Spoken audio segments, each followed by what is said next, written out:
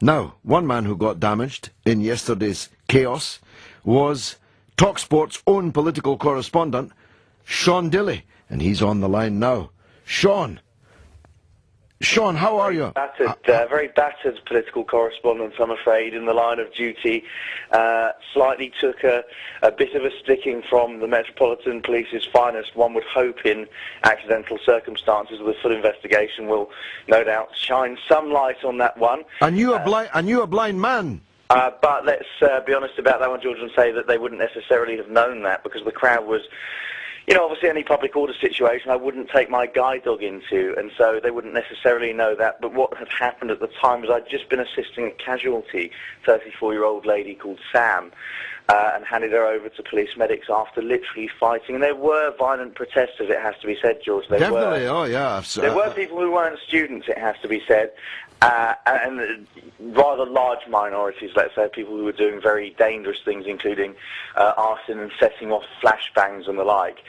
Passed this lady over to police medics on the corner of Whitehall and the wall of the Treasury.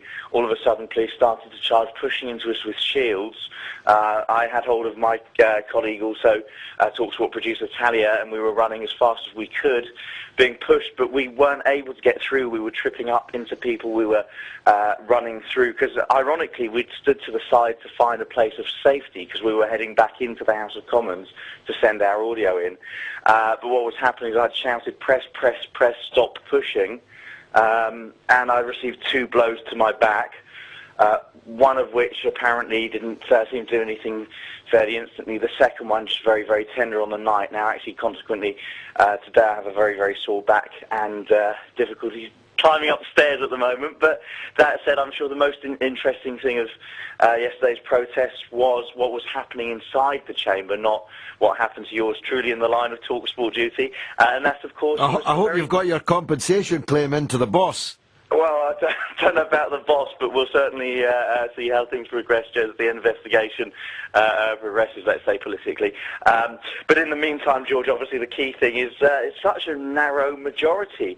And I think many of us politically were slightly surprised because, of course, the Liberal Democrats forced 17 ministers to vote with the government, and actually only 28 MPs in total supported the government. Which and not one Lib Dem spoke up in favour of the proposals in the debate. Well, you know, that would be the very shortest political suicide speech in history, of course. Well, our old friend Vince Cable, I don't know if you heard the show earlier, here's a point that I think is not yet dawned on people. Vince Cable closed his speech with the words, "I am proud to commend these proposals to the House."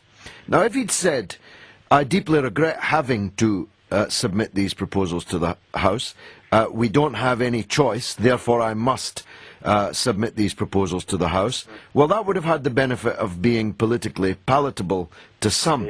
But how you can be proud to be tripling tuition fees when you were elected promising to abolish them is really absolutely beyond me. Well, George, you will know as a very experienced parliamentarian, of course, that there are those who sit on the benches in the House of Commons on all sides, it has to be said, who maybe go against things they've said in the past. It would be political suicide to say that I did the wrong thing and introduced the wrong policy, if indeed that's what he happens to believe. So Vince Cable's best tact at this moment in time is clearly just to say, well, look, it's a very good deal. But I spoke to George Osborne about this yesterday, George. Conversationally, we were chatting over lunch about this, you know, weird situation where, you know, effectively the government, the Conservatives and the Liberal Democrats are saying, well, this might seem harsh, but this isn't. This is to quote them. You'll you know, bear in mind that this is because of the economic situation Labour have left us in. So I asked the Chancellor of the Exchequer whether he would commit to sort of reviewing this situation when the deficit's supposedly sort of eliminated or as close to in 5 years' time. And he said to me, no, well, look, these policies, they're here to stay because we believe that it's the fairest thing, and we did examine the other options. But what I didn't actually press him on, I'm ashamed to say, is, well, had they have lost yesterday's vote, they would have to have looked at other alternatives. I wonder what those would have been. Indeed. I don't think you should blame yourself, because, let me tell you, the very fact that TalkSport's political correspondent is having lunch with the Gideon Osborne, the Chancellor of the Exchequer, shows how far we slaves have come. Well, I don't know. I mean, all I would say is obviously we do our best to bring political reporting to the fore, don't we, George? Now, did he start throwing bread rolls and trashing the restaurant? No, but that was a very good line. Should we just quickly explain to the TalkSport listeners the Prime Minister's questions? Ed Miliband, again, you may have a different view, but professional judgment hasn't really been sort of performing in the way that I know that he did when he even was in government. But he mocked the Prime Minister for supposedly throwing bread rolls about the place in the Bullingdon Club back in his university days. So it was very much, his proper slam dunk of PMQs. Well, throwing bread rolls was the polite way of putting it. And as it's nearly midnight, let me tell you, because I know a restaurateur in Oxford visited by the Bullingdon Club. They vomited in his plant pots. They broke the crockery. Some of them ran out without paying. And the throwing of bread rolls would have been light relief for that restaurateur. Well, George, you clearly have much. I have my sources. You see, you have lunch with the Chancellor of the Exchequer. Yeah. I have dinner with Indian restaurateurs in Oxford. Well, exactly. I've got my finger on the pulse. Sean Dilley, I hope your back gets better.